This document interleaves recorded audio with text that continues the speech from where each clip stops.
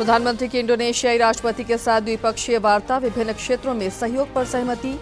Jakarta में PM का हुआ भव्य औपचारिक स्वागत। झारखंड दौरे पर आए केंद्रीय राज्य मंत्री सुकांत मजूमदार ने कहा, राज्य के लोग चाहते हैं सत्ता परिवर्तन। कांग्रेस प्रदेश प्रभारी और अन्य नेता हजारीबाग में विस्थापितों से मिले। शराब घोटाला मामले में बढ़ता ईडी जांच का दायरा, जांच एजेंसी के समन पर रांची के जोनल कार्यालय पहुंचे पूर्व मंत्री रामेश्वर उरांव। कल उनके बेटे से जांच एजेंसी ने ली विस्तृत जानकारी। और रांची में राष्ट्रीय स्तर की शतरंज प्रतियोगिता में खिलाड़ी दिखा रहे दांवपेच। फीफा विश्व कप के क्वार्टर फाइनल में पहुंची स्पेन और वेल्स की टीम।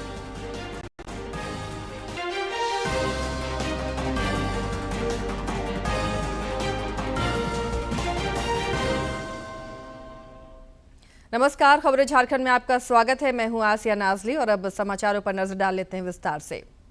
प्रधानमंत्री नरेंद्र मोदी की इंडोनेशिया यात्रा का आज दूसरा दिन है। श्री मोदी और इंडोनेशियाई राष्ट्रपति के बीच सहयोग और साझेदारी को लेकर प्रतिनिधिमंडल स्तर की वार्ता हुई। इस दौरान कृषि, नवाचार, स्वास्थ्य और समुद्री सुरक्षा समेत विभिन्न क्षेत्रों में सहयोग को लेकर सहमति बनी। बाद में एक संयुक्त प्रेस वार्ता को संबोधित करते हुए प्रधानमंत्री ने कहा कि दोनों देश सहयोग को नए स्तर पर ले जाने को लेकर कृत संकल्पित हैं।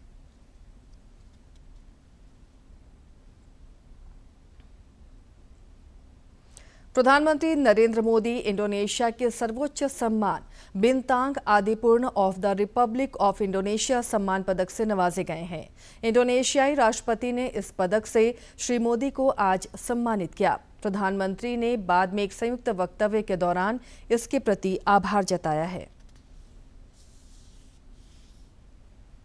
की यात्रा करते हुए मुझे बहुत खुशी हो रही है। आज सुबह मुझे बहुत स्नेह के साथ, आदर के साथ इंडोनेशिया का सर्वोच्च सम्मान दिया गया है। ये सम्मान कोटि कोटि भारतवासियों का है। इंडोनेशिया के लोगों की भावनाओं का है। भारत और इंडोनेशिया के ऐतिहासिक और आत्मीय संबंधों का है। मैं प्रेसिडेंट प्रबोवो जी, इंडोनेशिया की सरकार और यहां की जनता का हृदय से आभार व्यक्त करता हूं।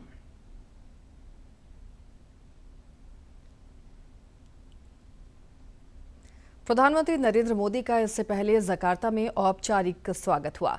उन्हें गार्ड ऑफ ऑनर, सैन्य बैंड और 21 तोपों की सलामी के साथ सम्मान मिला। इस दौरान वहां के राष्ट्रपति भी श्री मोदी से गर्मजोशी से मिले।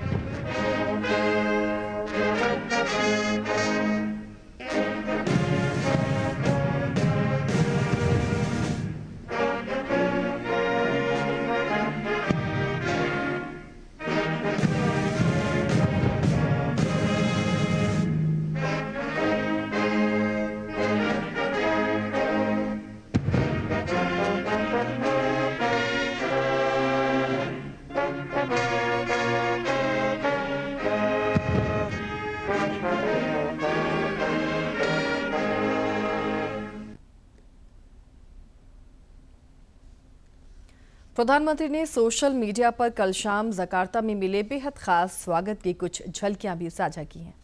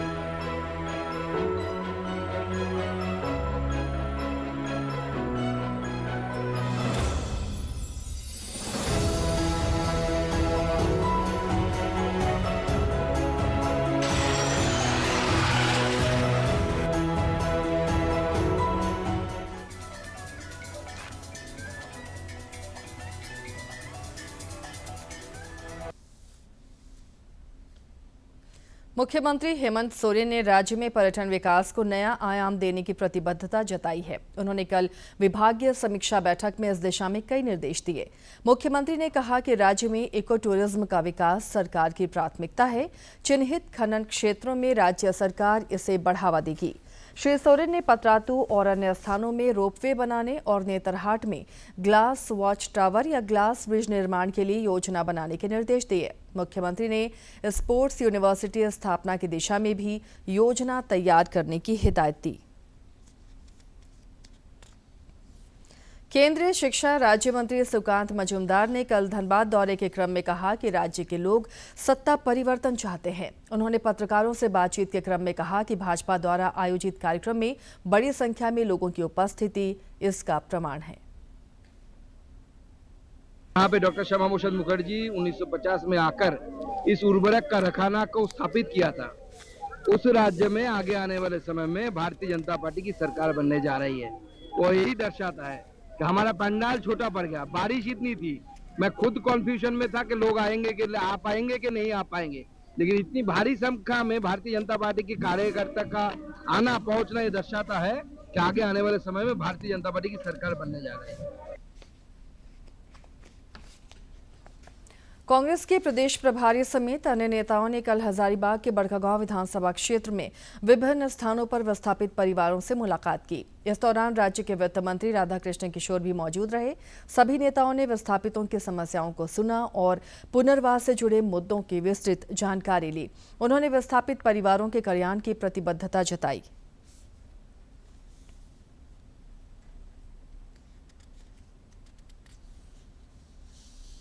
प्रदेश भाजपा अध्यक्ष आदित्य प्रसाद साहू ने कल कोडरमा में जिला पदाधिकारियों के साथ बैठक की।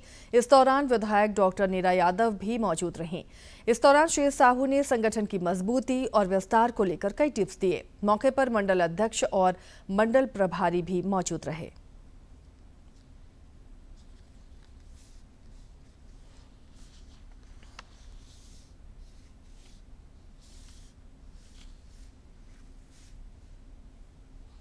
चौदहवीं जेपीएससी पीटी परीक्षा का परिणाम जारी होने के बाद विवाद गहरा गया है। इसे लेकर पूर्व विधायक लंबोदर महतो ने आयोग और राज्य सरकार पर निशाना साधा है। उन्होंने रांची में प्रेस वार्ता में कहा कि परीक्षा फल जारी होने के बाद विभाग के किसी भी अधिकारी और सदस्यों का हस्ताक्षर नहीं होना विसंगतियों को दर्शाता है। उन्होंने इस संबंध में उचित कार्रवाई की मांग की है। इस असंवैधानिक रिजल्ट पर सवाल उठना स्वाभाविक है।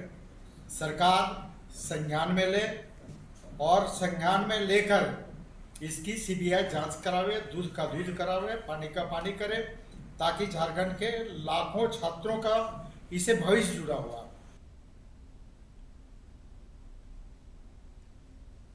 राज्य में एसआईआर की प्रक्रिया के तहत मतदाताओं द्वारा एनुमरेशन प्रपत्र भरे जा रहे हैं। अब तक कई लोगों ने ये प्रपत्र भरा है। राज्य के कृषि मंत्री शिल्पी नेहा तिर्की ने भी यह प्रपत्र भरकर सभी को एसआईआर प्रक्रिया में भागीदारी सुनिश्चित करने के लिए प्रेरित किया। उन्होंने इस संबंध में जन जागरूकता बढ़ाने पर भी बल दिया।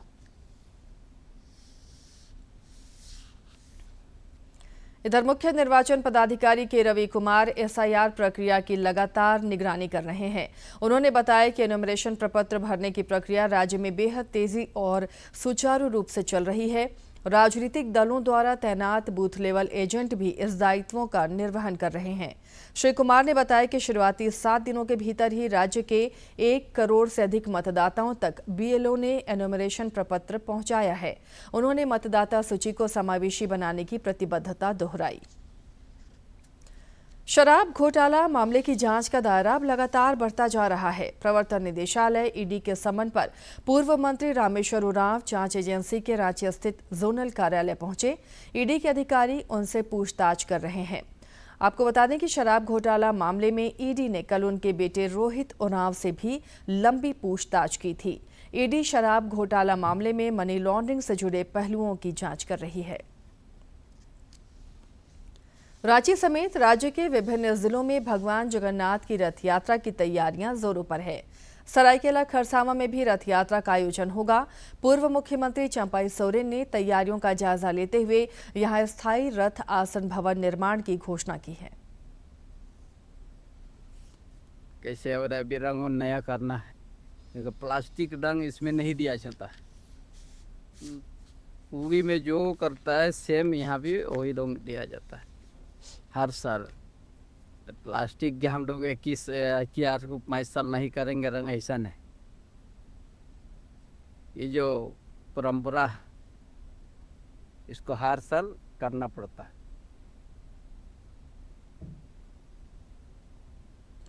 जमशेदपुर पुलिस ने 2 अलग अलग मामलों में 3 आरोपियों को गिरफ्तार किया है। पहला मामला परसुडी थाना क्षेत्र का है, जहां से पुलिस ने 2 साल से फरार चल रहे डकैती की साजिश में शामिल 2 आरोपियों को गिरफ्तार किया और हथियार भी बरामद किए हैं।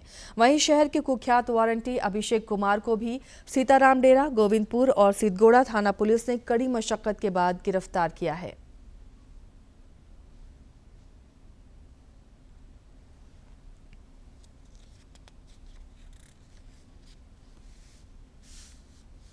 सरायकेला खरसावां के राजनगर चाईबासा मुख्य मार्ग पर देर रात हुए सड़क हादसे में 2 चालकों की झुलसने से मौत हो गई। रोला खैरबनी मोड़ के पास हाईवा और ट्रेलर में टक्कर हुई।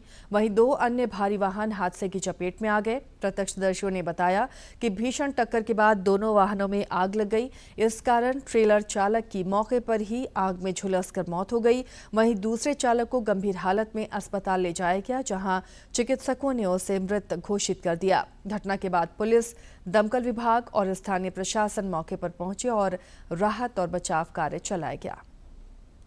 पीछे में था, वो साइड तरफ से जब निकल रहा था तो वो लोग देखा तो वो लोग अंदर घुसा दिया, नहीं तो वो लोग को भी एक्सीडेंट हो सकता था। यहाँ पर 4 लाइन होना चाहिए, क्योंकि काफ़ी घटनाएं हो रही है इस तरह का, और प्रशासन को भी थोड़ा सा मतलब ये इंतजाम करना चाहिए कि ये सब घटना कम हो। देखना चाहिए, 4 लाइन कर देना चाहिए। रूमठा इतना बड़ा कंपनी बनाया, उसको भी ध्यान देना चाहिए। प्रशासन कुछ बोलेगा तब ना। डेली ड्राइवर भी मरा, लेकिन स्पीड कम नहीं हो रहा गाड़ी का।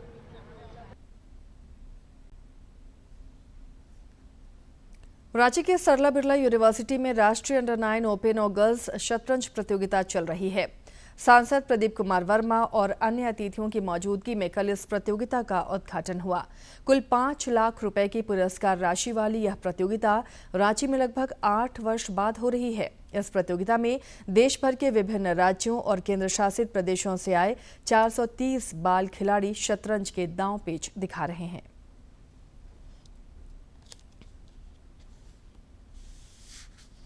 फीफा विश्व कप फुटबॉल का रोमांच जारी है। बेल्जियम ने राउंड ऑफ 16 मुकाबले में अमेरिका को 4-1 से पराजित कर क्वार्टर फाइनल में जगह बनाई। एक अन्य मैच में स्पेन ने पुर्तगाल को 1-0 से हराकर क्वार्टर फाइनल में प्रवेश किया। फीफा विश्व कप 2026 के राउंड ऑफ 16 में स्पेन ने आखिरी पलों में गोल दागकर पुर्तगाल को 0-1 से हरा दिया और मैच का एकमात्र गोल जो है वो मिकेल मेरिनो ने इंजरी टाइम में किया। इस जीत के साथ स्पेन ने क्वार्टर फाइनल में जगह बना लिया, जबकि क्रिस्टियानो रोनाल्डो की पुर्तगाल का टूर्नामेंट में सफर समाप्त हो गया है। पहले हाफ में पुर्तगाल के गोलकीपर डियोगो कोस्टा ने शानदार प्रदर्शन करते हुए लामिन यामाल और एलेक्सी बेना के प्रयासों को नाकाम कर दिया। 41वें मिनट में पुर्तगाल के नूनो मेंडेस ने जोरदार शॉट डिफ्लेक्शन लेकर क्रॉसबार से टकरा गया और दूसरे हाफ में दोनों टीमों के बीच जबरदस्त संघर्ष देखने को मिला। रोनाल्डो लगातार प्रयास करते रहे, लेकिन स्पेन की मजबूत रक्षा पंक्ति के सामने उन्हें सफलता नहीं मिली। जब मुकाबला अतिरिक्त समय की ओर बढ़ता हुआ नजर आ रहा था, तभी 91वें मिनट में फेरान टोरेस ने बेहतरीन पास दिया और मिकेल मोरिनो के लिए शानदार मौका बनाया। मोरिनो ने शानदार फिनिश करते हुए गेंद को गोलकीपर डियोगो कोस्टा के पार भेज दिया और स्पेन को 1-0 की निर्णायक बढ़त दिला दी। पुर्तगाल की हार के साथ 41 वर्षीय क्रिस्टियानो रोनाल्डो का विश्व कप सफर भी समाप्त हो गया। टीम इंडिया के पूर्व कप्तान महेंद्र सिंह धोनी का आज 45वां जन्मदिन है। उन्हें जन्मदिन की बधाई देने वालों का तांता लगा हुआ है। रक्षा राज्य मंत्री संजय सेठ समेत कई मंत्रियों और राजनेताओं और प्रशंसकों ने उन्हें जन्मदिन की बधाई दी है।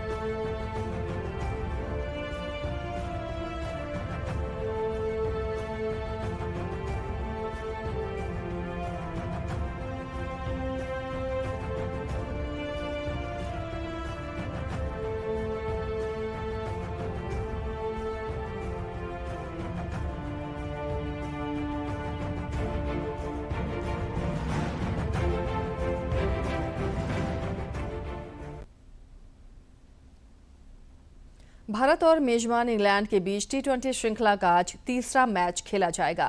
मेजबान टीम फिलहाल सीरीज में 1-0 से आगे है। टीम इंडिया श्रृंखला में वापसी के इरादे से मैदान में उतरेगी। इंग्लैंड फिलहाल सीरीज में 1-0 से आगे है और मैनचेस्टर के ओल्ड ट्रैफर्ड में खेले गए दूसरे टी20 में इंग्लैंड ने रोमांचक मुकाबले में 4 विकेट से जीत दर्ज कर बढ़त हासिल की है। अब तीसरा टी20 दोनों टीमों के लिए बेहद अहम हो गया है।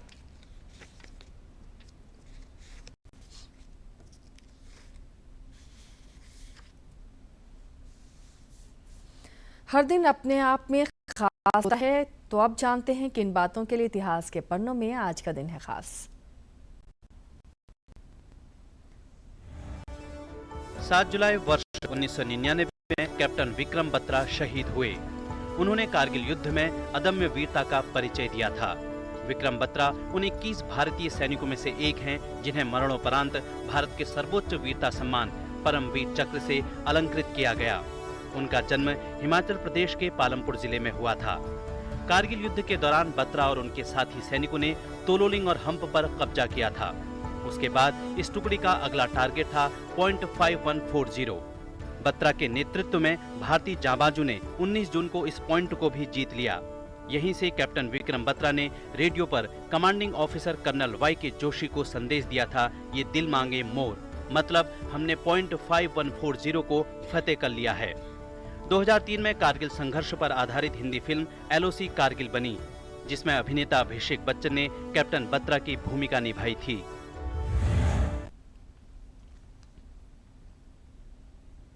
और अब जान लेते हैं मौसम का मिजाज। मौसम की सक्रियता और निम्न दबाव की वजह से राज्य के कई इलाकों में पिछले 3 दिनों से रुक रुक कर बारिश का सिलसिला जारी है। बारिश से किसानों में नई उम्मीद जगी है।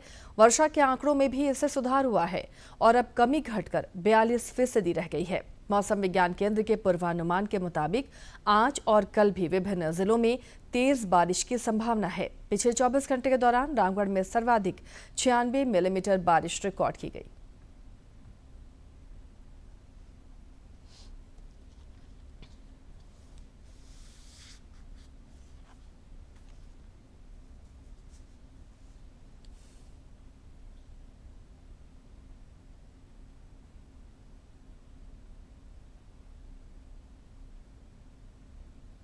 से सक्रिय है और पूरे राज्य भर में अच्छी खासी बारिश हो रही है। खेत लबालब भर चुके हैं, जिससे किसान भी खेती की तैयारी में जुट चुकी है। वहीं कृषि मंत्रालय अल नीनो के प्रभाव को देखते हुए राज्य कृषि मंत्रालय और केंद्र कृषि मंत्रालय से पूरी तरह से कोऑर्डिनेट करके काम कर रही है, ताकि किसानों को, अगर बारिश कम होती है तो किसानों को इससे राहत मिल सके। वहीं मौसम विभाग के अनुसार संथाल परगना के जामताड़ा, दुमका, पाकुड़, साहेबगंज, देवघर और खूंटी जैसे जिलों में आज 7 जुलाई से लेकर के अगले 3 दिनों तक अच्छी खासी बारिश की संभावना जताई गई है। इस दौरान मेघ गर्जन, वज्रपात और तेज हवाएं चलने की भी संभावना जताई गई है। राज्यवासियों को लगातार हो रही बारिश के कारण थोड़ी गर्मी से राहत भी मिली है। मौसम विभाग ने राज्यवासियों से अपील की है कि वज्रपात के दौरान पेड़ के नीचे ना रहें और खुले में जाने से बचें और अपनी सुरक्षा का ध्यान रखें। मैं रविकांत कुमार, सहयोगी विकास कुमार के साथ, दूरदर्शन समाचार, रांची। केंद्र सरकार की कल्याणकारी योजनाओं में से एक प्रधानमंत्री आवास योजना ने देश के करोड़ों निर्धन और मध्यम वर्गीय परिवारों को न केवल सिर छुपाने में पक्की छत दी है, बल्कि उन्हें समाज में पूरे सम्मान और गरिमा के साथ जीने का एक बड़ा अवसर भी प्रदान किया है। राजधानी रांची के शहरी इलाकों में भी इस योजना के सकारात्मक परिणाम देखने को मिल रहे हैं, जहां दशकों से कच्चे या किराए के मकानों में रहने वाले अनगिनत परिवारों का अपना खुद का घर होने का सपना सच साबित हुआ है। रांची की रहने वाली सीमा कर्ण ने अपनी आधी से अधिक जिंदगी शहर के तंग और महंगे किराए के मकानों में गुजार दी, लेकिन आज केंद्र सरकार की प्रधानमंत्री आवास योजना के कारण सीमा का अपना खुद का आशियाना है, जहां उनका पूरा परिवार सुख, चैन और स्वाभिमान से अपना जीवन बसर कर रहा है। अभी ठीक है, पहले रेंट में रहते तो थोड़ा बजट गड़बड़ रहता था, यहाँ के ठीक है, माहौल भी ठीक है, ठाक है यहाँ। सीमा के युवा बेटे आर्यन राज की माने तो केंद्र सरकार ने बीते 12 वर्षों के सफल सेवा काल में देश के आम नागरिकों के कल्याण के लिए कई महत्वपूर्ण योजनाएं शुरू की हैं, लेकिन उन तमाम सामाजिक सुरक्षा योजनाओं में प्रधानमंत्री आवास योजना सबसे अधिक हितकारी योजना है। आवास योजना ये मैं कहूँगा कि सबसे अच्छा स्कीम था, क्योंकि हमारे देश में बहुत सारे लोग ऐसे थे जो कि किराए में रहते थे या फिर बेघर थे या फिर ऐसे जगह पे रहते थे जहाँ पर कि उनका मतलब कोई ये परमानेंट ठिकाना नहीं था। तो ऐसे लोगों को घर मिलना बहुत मतलब ये अच्छा चीज़ है। प्रधानमंत्री आवास योजना ने केवल सीमा ही नहीं बल्कि उनके नए पड़ोस में रहने वाली गीता देवी के जीवन को भी खुशियों और उम्मीदों से सराबोर कर दिया है। गीता देवी बताती हैं कि प्रधानमंत्री नरेंद्र मोदी का बड़प्पन और देश के गरीबों के प्रति उनका अगाध स्नेह ही है, जिसके तहत सरकार ने उन्हें प्रधानमंत्री आवास योजना के माध्यम से एक बड़ी वित्तीय सहायता सीधे बैंक खाते में दी। हमको बहुत अच्छा लगा है अपना घर में और हम बहुत अच्छे से रहते हैं। नहीं, मेरा सपना पूरा हो गया। हमको बहुत अच्छा लगा कि मेरा अपना घर हो गया है। संसार में हर एक आम और खास व्यक्ति का यह बुनियादी सपना होता है कि उसका अपना एक छोटा सा सुंदर घर हो। प्रधानमंत्री नरेंद्र मोदी ने देश के ऐसे करोड़ों बेघर और जरूरतमंद परिवारों के सपनों को एक ठोस आकार देकर उनकी जिंदगी को हमेशा हमेशा के लिए खुशियों और सुरक्षा के भाव से भर दिया है। रांची से अवधेश गौतम की रिपोर्ट।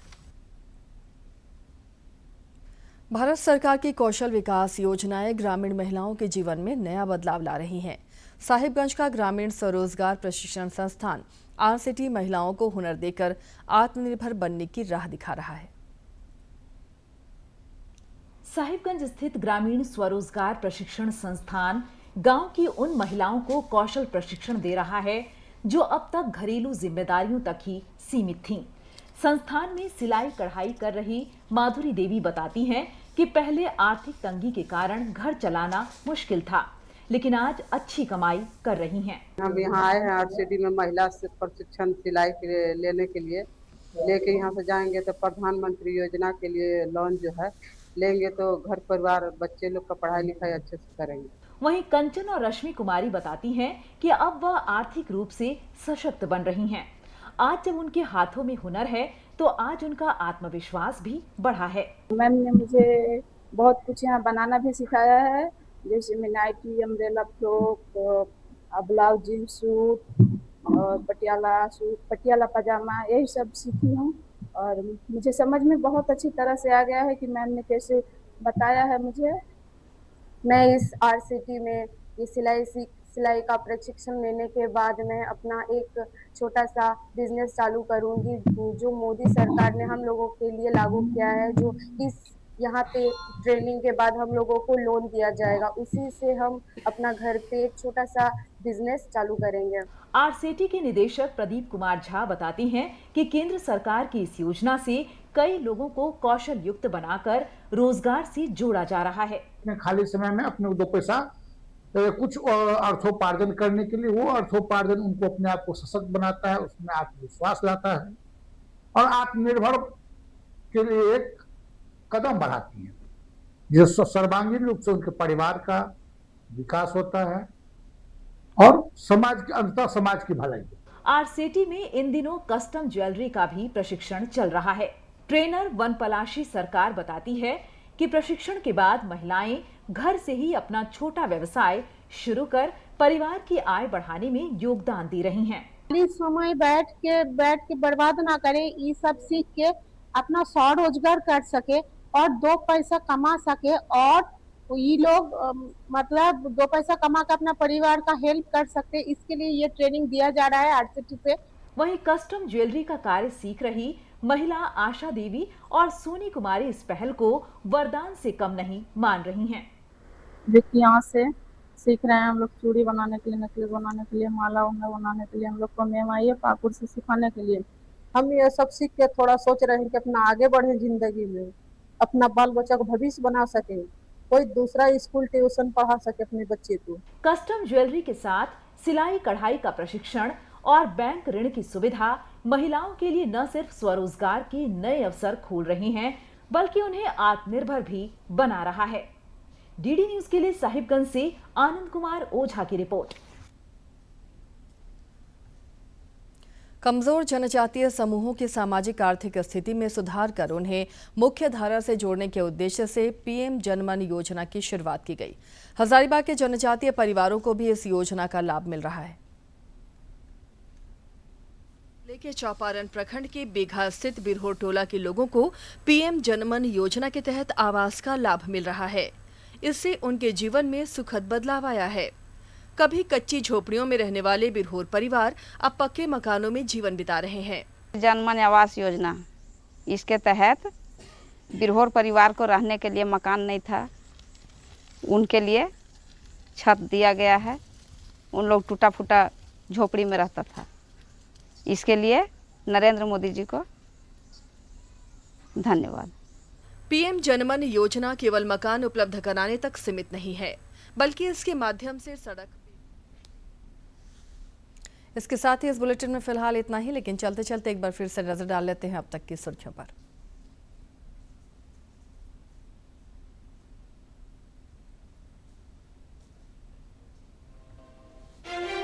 प्रधानमंत्री की इंडोनेशियाई राष्ट्रपति के साथ द्विपक्षीय वार्ता, विभिन्न क्षेत्रों में सहयोग पर सहमति। जकार्ता में PM का हुआ भव्य औपचारिक स्वागत। झारखंड दौरे पर आए केंद्रीय राज्य मंत्री सुकांत मजूमदार ने कहा, राज्य के लोग चाहते हैं सत्ता परिवर्तन। कांग्रेस प्रदेश प्रभारी और अन्य नेता हजारीबाग में विस्थापितों से मिले। शराब घोटाला मामले में बढ़ता ईडी जांच का दायरा, जांच एजेंसी के समन पर रांची के जोनल कार्यालय पहुंचे पूर्व मंत्री रामेश्वर उरांव। कल उनके बेटे से जांच एजेंसी ने ली विस्तृत जानकारी। रांची में राष्ट्रीय स्तर की शतरंज प्रतियोगिता में खिलाड़ी दिखा रहे दांवपेच। फीफा विश्व कप के क्वार्टर फाइनल में पहुंची स्पेन और बेल्जियम की टीम।